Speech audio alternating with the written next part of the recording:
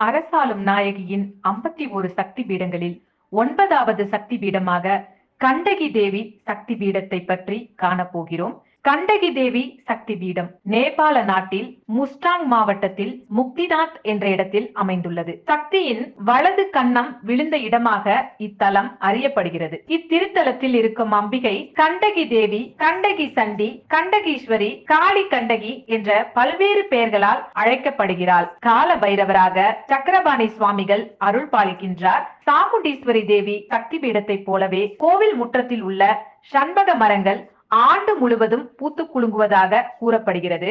March மாதம் முதல் மே மாதம் வரையிலும், செப்டம்பர் மாதம் முதல் டிசம்பர் மாதம் வரையிலும் கோயிலுக்கு செல்ல உகந்த காலமாக இருக்கின்றது.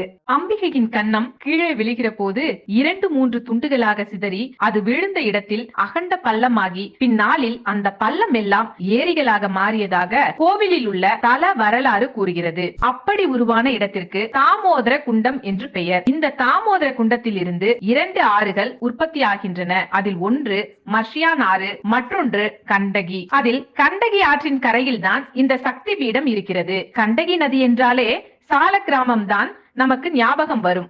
முக்தியை அளிக்கும் திருமால் இந்த முக்திநாத்தில் சால கிரமத்தால் ஆனவர்தான். கண்டகி தேவி சக்தி பீடத்தில் அம்பாளுக்கு என தனியாக கோவில் கிடையாது, சிலை கிடையாது. முக்திநாத் பெருமாள் இருக்கிறார் இல்லையா, அந்த இடத்திலேதான் சக்தி பீடம் இருக்கிறது. இன்னொரு சிறப்பு என்னன்னா, இந்த கோவிலுக்கு வரும் பக்தர்கள் எல்லாருமே கருவறைக்குள் போய் அவர்களே வஸ்திரம் சாத்தி அர்ச்சனை பண்ணலாம் என்பது. நேபாளத்துல முக்திநாத்துல இருக்கக்கூடிய கண்டகி தேவி சக்தி பீடத்திற்கு சென்று வழிபாடு செய்கிற போது நிச்சயமாக வாழ்க்கையில் இருக்கக்கூடிய எதிர்ப்புகள், தொந்தரவுகள், பிரச்சனைகள் தீரும்.